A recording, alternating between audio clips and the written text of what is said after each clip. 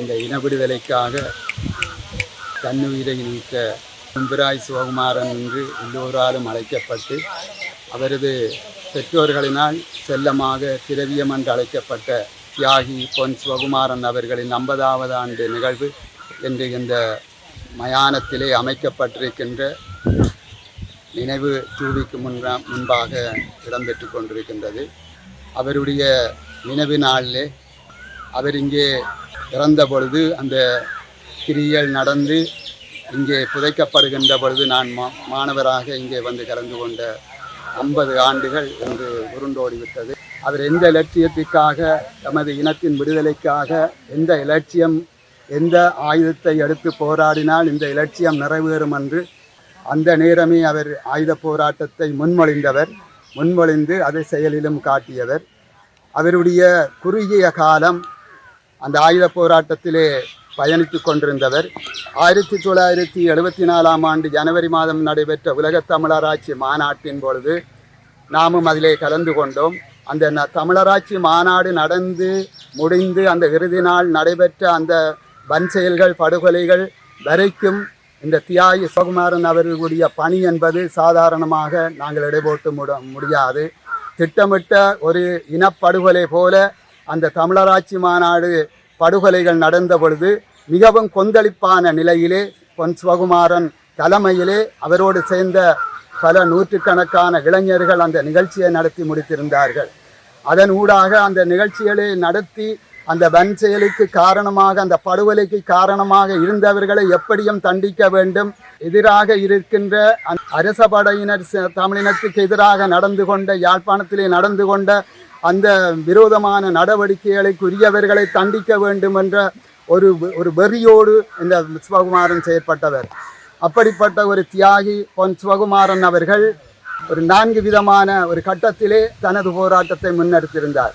அவரோடு சேர்ந்து இயங்கியவர்கள் சத்தியசீலன், முத்துக்குமாரசாமி, அரவிந்தன் போன்றவர்கள் அவரை விட்டு பிரிந்து வெளிநாடுகளிலே இருந்தாலும் மாணவர் பேரவை அமைத்து மத்திய குழு உறுப்பினராக இருந்து தனது செயற்பாடுகளை ஆயுத மூலமாக இனி தமிழினத்துக்கான விடுதலைக்கான வழி ஆயுத போராட்டம் என்று கருதி அந்த போராட்டத்தை முன்னின்று நடத்திய பொழுது இன்றைய காலகட்டத்திலே எப்படி போலீசார்கள் மிகவும் இடையூறாக இருந்தார்களோ, ஒரு கட்டத்திலே தியாகி சிவகுமாரன் அவர்கள் ஆயுதம் வாங்குவதற்கு பணம் இல்லாமல் தனது போராட்டத்திற்கு நிதி வேணும் என்று கருதி இறுதி நேரமாக அந்த கிராமிய வங்கிக்கு சென்று அந்த பணத்தை பெறுவதற்கான ஒரு வழிவகையை கையாண்டு கொண்டிருந்த ஒரு திட்டத்தை அவர் ஏற்படுத்தி கொண்டிருந்த பொழுதுதான் அன்று இதே நாள் மதிய பொழுதிலே உணவருந்த பொழுது போலீசாரினால் அவருடைய சிநேகிதர்கள் அவரை வந்து அழைத்து சென்று கோப்பாய் நோக்கி தோட்டவழியாலே சென்று கொண்டிருந்த பொழுது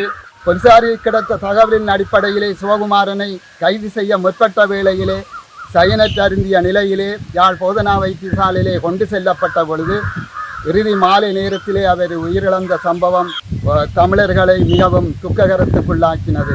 அந்த மாவீரன், இந்த தியாகி சிவகுமாரன் அவர்கள் உயிர் நீத்து என்று 50வது ஆண்டு நிகழ்விலே என்று உரும்பராய் மண்ணிலே என்று சிறப்பாக இந்த மண்ணிலே நடந்தாலும் கூட அரசாங்கத்தின் அனுசரணையாக இருந்து காட்டி கொடுத்து அப்படியான ஒரு இனத்தை அழித்தவர்கள், விடுதலையை நேசித்தவர்களை அழித்தவர்கள், விடுதலைக்காக போராடியவர்களை அழித்தவர்கள் எல்லாம் இன்று ஒன்று சேர்ந்து அந்த சிலைக்கு மலர் மாலை அணிவித்த ஒரு துக்ககரமான இந்த ஆத்மா என்றைக்குமே அதனை ஏற்றுக்கொள்ளாத ஒரு நிகழ்வு நடந்ததுதான் இன்றைய ஈழத்தமிழின வெட்கப்படக்கூடிய ஒரு சம்பவம் என்று அந்த விரும்பராய் சிலையிலே என்று மாலை அணிவித்த சம்பவங்களை நாங்கள் காணுகின்ற பொழுது மிகவும் மனவருத்தமாக இருந்தது.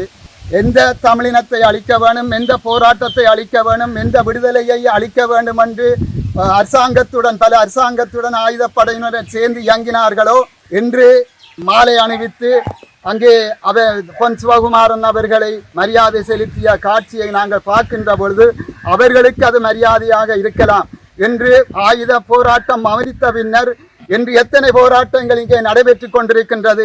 தையிட்டியிலே ஆக்கிரமி போராட்டம் நடைபெற்று கொண்டிருக்கின்றது. மட்டக்களப்பிலே மயிலத்தன போராட்டம் நடைபெற்று கொண்டிருக்கின்றது. காணாமல் போனவர்கள் போராட்டம் நடத்தி கொண்டிருக்கின்றார்கள். குருந்தூர் மலையிலே போராட்டம் நடைபெற்று கொண்டிருக்கின்றது. வடுக்குநாரி மலையிலே போராட்டம் நடைபெற்று இருக்கின்றது.